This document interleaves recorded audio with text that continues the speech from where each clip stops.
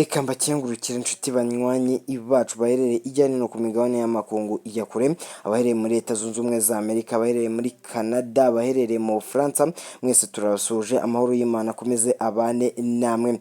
Dusuje cyane abaherereye mu karere k'ibiyaga binini, abaherereye mu gihugu cyiza cy'u Burundi, tubahaye ikaze muri aya makuru tugiye kubashitsa ko mumaze kubimenyera. Turi ku igenekerezo rya 19 Ruhuma 2024, tubagaruriye amakuru atosoye yatojwe n'abamenyeshamakuru bacu baherereye ijyanye no mu karere k'ibiyaga binini, abakurikirana hafi imirwano iri mu burasirazuba bwa Repubulika Iharanira Demokarasi ya Kongo n'abaherereye ngaha muri komine zigiye zitandukanye mu gihugu cy'u Burundi, bose bakaba bahuza amakuru tukayabagezaho 5 kuri 5. Nk'uko mumaze kubimenyera rero, tubagezaho amakuru ari kuvugwa mu gisata ca politike, mu mutekano na diplomasi z'ibihugu. N'abatindiye rero munyemere tubagezeho amakuru akomeje kuvugwa bikomeye cyane yaciye ururondogoro ku mbuga nkoranyambaga.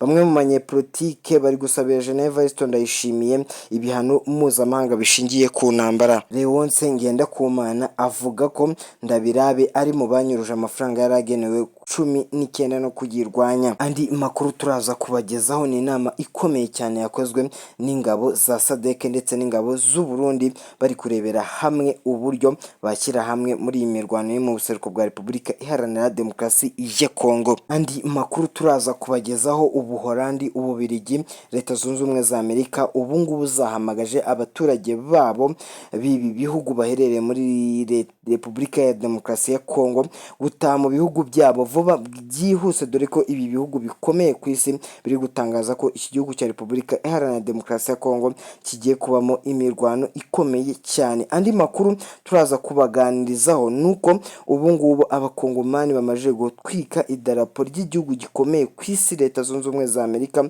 hariya igoma mu myigaragambyo ikomeye cyane. Ibi ngibi nibyo tugiye kugarukaho muri aya amakuru tuba tubazaniye ni amakuru abagezweho, amakuru yizewe ari kuvugwa hirya no hino ku binyamakuru bigiye bitandukanye, ndetse tuba twahawe n'abamenyeshamakuru bacu bahereye ijyanye no mu karere k'ibiyaga bigari. Mbahaye ikaze mwese, munyemerere duhere ku by'aya makuru biri kuvugwa bijyanye hano mu Burundi. Abanyepolitike batavuga rumwe n'ubutegetsi bo mu gihugu cy'u Burundi barasaba amahanga n'imiryango ishinzwe uburenganzira bwa muntu ku isi itabaza ngo barebere mu gihugu cy'u Burundi ibiri ko birakomeza kuhabera byo kutubahiriza agateka kazina muntu no kugahonyora. Ibi ngibi rero bikomeje kuvugwa n'abanyepolitike hano baherereye hano mu Budage ndetse no muri Leta Zunze Ubumwe za Amerika. Ibi ngibi rero biravugwa n'abanyepolitike batashatse kuvugwa amazina. Ibi ngibi barakomeza kuvuga ko ubu Evariste Ndayishimiye yagashyiriweho ibihano mpuzamahanga bishingiye ku ntambara bivanye nuko hari abasirikari bari gukomeza kugwa hano mu mirwano iri kubera mu buseruko bwa Repubulika Iharanira Demokarasi ya Kongo, ariwe ubigizemo uruhare. Abanyepolitike kandi baravuga ko igihugu cy'u Burundi ari igihugu kitagendera ku mategeko mpuzamahanga y'ibindi bihugu, ahubwo ubutegetsi bw'u Burundi ngo bukomeza gukora ibyo bushaka. Ngo ni niyo mpamvu bari gusabira Evariste Ndayishimiye kuba yashyirirwaho ibihano mpuzamahanga, amahanga nakomeze kugenda amurebera. Abanyepolitiki kandi barasaba imiryango igiye itandukanye harimo Human Rights Watch, imiryango ishinzwe uburenganzira bwa muntu, kureberera hano mu gihugu cy'u Burundi ibiri ko birakomeza kuhabera byo kutubahiriza agateka kazina muntu, guhotera abaturage, kwivugana abatavuga rumwe nabo, dore ko batanze akarorero ka Florian Irangabiye wakatiwe na sentare Ntahinyuzwa hariya mu gihugu cy'u Burundi bidasubirwaho imyaka 10, kandi mu by'ukuri abanyepolitike bakomeza kugaragaza ko uyu mugore arengana bikomeye cyane, ahubwo ari kuzira ko atavuga rumwe n'ubutegetsi kandi abashaka kugaragaza ibi bikorwa na Evariste Ndayishimiye. Ibi abanyepolitike bavuga igihugu cy'u Burundi mu by'ukuri nta kintu kirabivugaho kugeza na n'ubu, ariko byamenyekanye neza ko abanyepolitike bo bari kuba basabira ibihano bikomeye cyane nyecubahiro Evariste Ndayishimiye kubera ibyaha akomeza kugenda ahamirizwa yagirizwa hano mu gihugu c'u Burundi ibijyanye n'intambara iri kubera mu buseruko bwa Repubulika Iharanira Demokarasi ya Kongo. Munyemere tuve ku byaya amakuru akomeye cyane. Lionce Ngendakumana avuga ko Ndabirabe ari mu banyuruje amafaranga yaragenewe kurwanya COVID-19. Uyu mugabo arazwi bikomeye cyane muri politike ya hano mu Burundi. Ngendakumana murabizi ko yahoze arongoye inama nshingamategeko y'u Burundi. Ngendakumana rero aravuga ko biteye isoni bikomeye cyane ko Ndabirabe ushinzwe inteko nshingamategeko hano mu Burundi abarizwa muri abangaba bari gushinjwa icyaha gikomeye cyane cyo kuba baranyereje amafaranga yaragenewe kurwanya COVID-19. Biravugwa ko ubu igihugu cy'u Burundi cyahombye cyangwa se cyibwe n'aba bari gushinjwa harimo Ndabirabe miliyari 2.5 za Leta Zunze Ubumwe za Amerika zari zigenewe kurwanya COVID-19. Izi ngizi zikaba zaraburiwe irengero, ariko ubugenzacyaha bwa hano mu Burundi nk'uko buri gukomeza kugenda bubitangaza buri kuvuga ko ubu ngubu bukomeje gukurikirana abihishe inyuma y'ibi ngibi, nubwo hari kuvugwamo umunyepolitike hano mu Burundi umwe gusa Ndabirabe, nuko amakuru atari yabashikira neza ngo bayatohoze bamenye iby'aya makuru niba ari byo koko cyangwa se ari ibinyoma, ariko batangaje ko barakomeza gukurikirana abihishe inyuma yo kwiba aya mafaranga yaragenewe kurwanya COVID-19. Ubugenzacyaha bwa hano mu Burundi ndetse n'igipolisi baravuga ko Ndabirabe aramutse ahamwe n'iki cyaha yahanwa cyane bikomeye hano mu gihugu cy'u Burundi, ndetse akaba yanakatirwa imyaka birinze kuba batangaza. Gusa batangaje ko Birabe ibyuya bibe amaraso, kuko uyu mugabo yaba ahuye n'uruva gusenya bikomeye cyane, dore ko ubugenzacyaha bwakomeje gutangaza byinshi, bunatangaza ko hakomeje iperereza kugira bamenye iby'aya makuru byimbitse bareke guhubuka. Ubwo rero batangaje itangazamakuru ko bagiye gukurikirana iby'aya makuru yasohotse uno munsi kuri uyu munsi wo kuri tariki 19. Munyemerere twihuse cyane duhindure iby'iyi ingingo, nuko Sadek ndetse n'ingabo z'u Burundi bakoze inama ikomeye cyane hano mu buseruko bwa Repubulika Iharanira Demokarasi ya Kongo, bari kwigira hamwe uburyo ibibazo bya Repubulika Iharanira Demokarasi ya Kongo byakemurwa ngo biterwa n'umutwe wa M23. Ibi ngibi nubwo ibyavugiwe muri iyi nama byari bigoye cyane kwinjira mu cyumba cy'inama, dore ko byari bimeze nk'inama y'umwiherero, cyuretse abanyamakuru bari babyemerewe ndetse n'abandi banyamakuru bakorera leta begamiye ku ruhande rwa leta, ariko abanyamakuru bigenga ku makuru twahawe nuko bashyizwe ku ruhande bakabuzwa kwinjira mu cyumba cyari kiri kuberamo inama yahujije abakuru bahagarariye iki gisirikare cy'u Burundi ndetse n'igisirikare cya Sadek, nk'uko amakuru akomeza kugenda atugeraho abitangaza. Munyemere duhindure iby'aya makuru. Byarangije kumenyekana ko Evariste Ndayishimiye ari guterana amagambo bikomeye cyane na General Prime Niyongabo. General Prime Niyongabo nagashaka ko ingabo z'u Burundi zikomeza kwinjira mu gihugu cya Repubulika Iharanira Demokarasi ya Kongo, dore ko byagaragaye mu minsi iheze yuko ingabo z'u Burundi zikomeje kuburira ubuzima hano mu buseruko bwa Repubulika Iharanira Demokarasi ya Kongo, ariko General Evariste Ndayishimiye akomeje guhatiriza amwumvisha ko izi ngabo zigomba kwerekera hano mu buseruko bwa Repubulika Iharanira Demokarasi ya Kongo. Hari abasirikare n'abasoda bari kwitoreza hano mu ishyamba rya Kibira, hari kuberamo imyitozo ikomeye cyane y'abasirikare bari kwitegura kwihutira mu buseruko bwa Repubulika Iharanira Demokarasi ya Kongo. Ariko ku makuru atugeraho nuko General Prime Niyongabo ibi yabyihakanye yivuye inyuma, avuga ko ibi bidakwiye, yuko nibibana ngombwa izi ngabo arazihagarika vuba na bwangu. Tubibutse ko General Prime Niyongabo ari urongoye igisirikare n'igipolisi hano mu gihugu cy'u Burundi. Byumvikane ko rero amakuru yose yatanga ndetse n'itegeko yatanga abasirikare ntibatinda kuba baryubahiriza. Ibi ngibi rero bikaba bikomeje guteza umwuka mubi hano muri ntare ya Rushatsi, ndetse n'ubutegetsi bw'u Burundi bukaba bukomeje kutumvikana. Si we gusa, hari n'abandi bajenerali bagiye batandukanye bari kwiyamangiriza General Evariste Ndayishimiye kuba atasubiza ingabo hano mu buseruko bwa Repubulika Iharanira Demokarasi ya Kongo, dore ko byagaragaye ko igihugu cy'u Burundi gikomeje guhomba bikomeye cyane bitewe n'abasirikare kiri gutakaza hano mu buseruko bwa Repubulika Iharanira Demokarasi ya Kongo. munyemerere duhindure paje y'aya makuru twerekere mu buseruko bwa Repubulika Iharanira Demokarasi ya Kongo, turebe muri iki gihugu cya DRC Congo ibiriko birahavugwa. Bimenyekanye muri aya masaha ubwo umunyamakuru wacu uhereye mu buseruko bwa Repubulika Iharanira Demokarasi ya Kongo yatugezagaho amakuru akomeje kubera hari mu buseruko bwa Repubulika Iharanira Demokarasi ya Kongo. Ubu ngubu byadogereye mu mujyi wa Goma, dore ko abaturage bari kwigaragambya bikomeye cyane. Ubu ngubu bari kwigaragambya bagana kuri ambasade ya Leta Zunze Ubumwe za Amerika ndetse na minisiteri zigiye zitandukanye z'iki gihugu cya Repubulika Iharanira Demokarasi ya Kongo.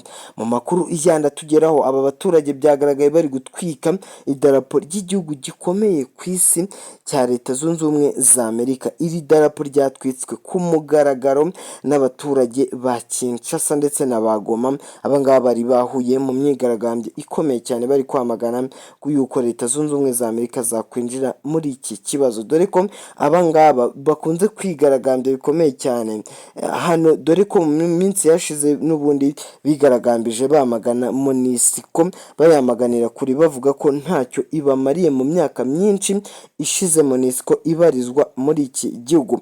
Rero benshi mu masesenguzi mpuzamahanga mu bya politiki bakaba bakomeje kugaragaza ko ibi ngibi bishobora kuba biri guterwa ndetse bikaba biri guterwa n'iyi MONUSCO ndetse n'abanyamerika baherereye hano. Abasesenguzi mpuzamahanga bakaba bari kugaragaza ko na Leta Zunze Ubumwe za Amerika impamvu ziri kwinjira muri iki kibazo ndetse batangiye no kumva igihugu cya Repubulika Iharanira Demokarasi ya Kongo ari amabuye y'agaciro ndetse n'amazahabu agiye atandukanye, inyungu zikomeye cyane bakurikiranye hano mu buseruko bwa Repubulika Iharanira Demokarasi ya Kongo ndetse na DRC muri rusange. Murabizi ko kandi Leta Zunze Ubumwe za Amerika ku munsi w'ejo zashyigikiye Leta ya Kongo mu birego Leta ya Kongo ikomeza gushinja u Rwanda, dore ko Repubulika ya Demokarasi ya Kongo imaze gushinja u Rwanda inshuro nyinshi ko arirwo rugira uruhare mu mutekano muke ubarizwa muri iki gihugu ndetse rukanashinja u Rwanda ko rufasha umutwe wa M23. Ibi ngibi ni byatunguye benshi kubera ko Leta Zunze Ubumwe za Amerika zahise zihuta cyane mu gushyigikira izi ngabo za FARDC ndetse na Antoine Felix Tshisekedi. Benshi rero bakaba bakomeje kwibaza kuri ubu bufatanye ndetse no kuri uku kuvuga neza Repubulika Iharanira Demokarasi ya Kongo, bavuga rero ko hari ibyo Leta Zunze Ubumwe za Amerika zaba zigamije hano muri iki gihugu. Kandi murabizi ko Leta Zunze Ubumwe za Amerika n'ubundi byari byaravuzwe ko zafatiwe ibihano Repubulika Iharanira Demokarasi ya Kongo bijyanye n'ubwikorezi bwo mu kirere, kugura intwaro hanze y'igihugu cyane cyane mu bihugu bya Leta Zunze Ubumwe za Amerika ndetse no hirya no hino mu mahanga agiye atandukanye bitewe n'ibihano iki gihugu cyashyiriweho na Leta Zunze Ubumwe za Amerika. Rero benshi bakaba bakomeje kwibaza ese ibyo bihano byavuyeho ryari, rero bagahita bashimangira bavuga ko Leta Zunze Ubumwe za Amerika nimba nazo zinjiye muri iki kibazo umuriro ugiye kwaka hano mu buseruko bwa Repubulika Iharanira Demokarasi ya Kongo. Noneho Repubulika Iharanira Demokarasi ya Kongo ikomeza guhomba byinshi bitwarwa na Leta Zunze Ubumwe za Amerika nk'uko bari gukomeza kugenda babitangaza. Andi makuru akomeye cyane atugeraho nuko igihugu cy'Ububiligi, igihugu cy'Ubudage, igihugu cya Leta Zunze Ubumwe za Amerika n'Ubuholandi, ibi bihugu byahamagaje abaturage babyo vuba na bwangu baherereye hano muri Repubulika Iharanira Demokarasi ya Kongo gutaha byihuse bagana mu bihugu byabo, dore ko bababwiye ko hano mu buseruko bwa Repubulika Iharanira Demokarasi ya Kongo ndetse na Kongo muri rusange hagiye kuba imirwano ikomeye cyane. Gusa ntibasesenguye iby'iyo mirwano ngese ni bande, dore ko basabye abaturage babo nimba nta n'uburyo bwo gutaha buhari, babasabye kujoyininga za ambasade bakaba babafasha mu kwerekera mu bihugu baturutsemo.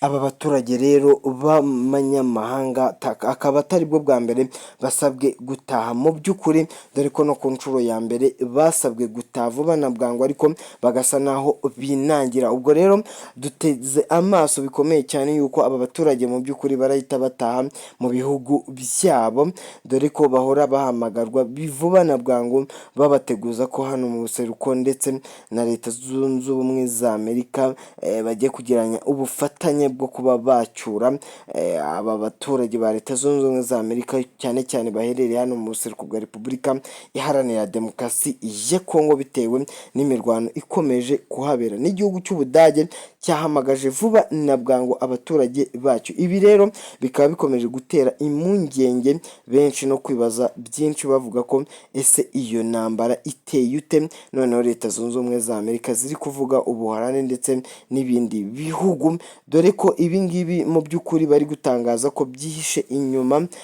na Leta Zunze Ubumwe za Amerika, kubera ko Leta Zunze Ubumwe za Amerika zifite ahantu henshi zakungukira muri iyi ntambara nk'uko bari gukomeza kugenda babyerekana bavuga ko Leta Zunze Ubumwe za Amerika zitajya zivanga mu kintu kitarimo inyungu habe na gato.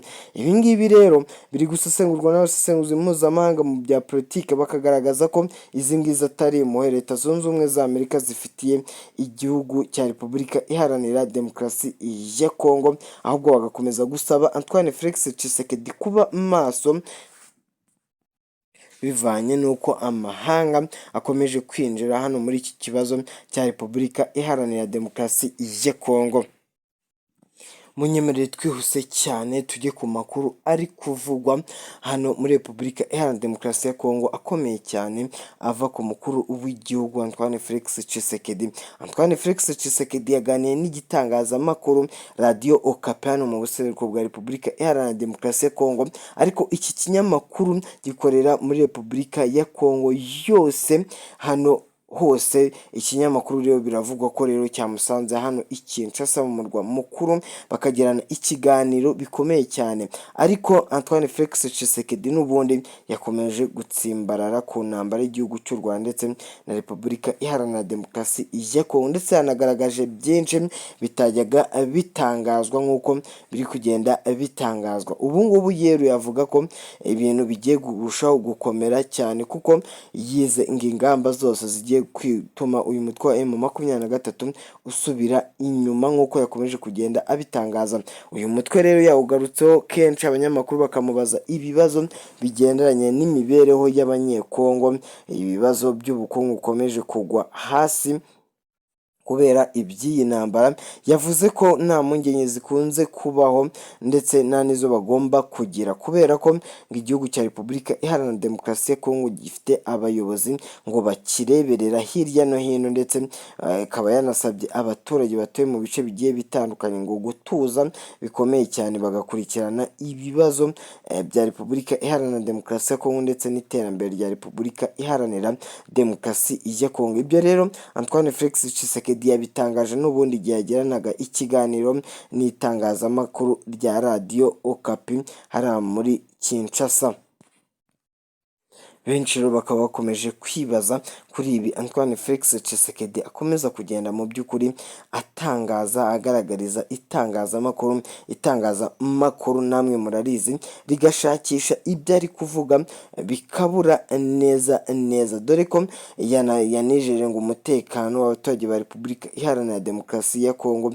Ariko se ubu abaturage kuko ba Repubulika Iharanira Demokarasi ya Kongo bafite umutekano nk'uko Antoine Felix Tshisekedi akomeza kugenda abitangariza itangazamakuru? Gusa ku makuru dufite nuko iki gihugu cya Repubulika Iharanira Demokarasi ya Kongo kirimo intambara ikomeye cyane, n'abaturage rero bikaba biri gukomeza kugaragaza ko bakomeza guhunga umufirizo bitewe n'imirwano ya SADC ndetse na M23 iherereye ahangaha mu buseruko bwa Repubulika Iharanira Demokarasi ya Kongo. Kandi abakengurukira inshuti banywanyi bacu mukomeje kumva ibiganiro byacu n'amakuru yacu tubashitsa ko bya misi yose, amakuru abagezweho abayatojwe n'abamenyesha amakuru bacu baherereye ijya nino, cyane cyane kumwe mwajeje gufyonda sabone kuri wowe utarayikora, manuka munsi iyi video uracubona ijambo sabone ufyonde ko amatuje turabana ku makuru anyura ngaha kumbonesha kure imwe Rudene mu karere k'ibiyaga binini ibagezaho amakuru yizewe akomeye cyane abagezweho mu buseruko bwa Repubulika Iharanira Demokarasi ya Kongo.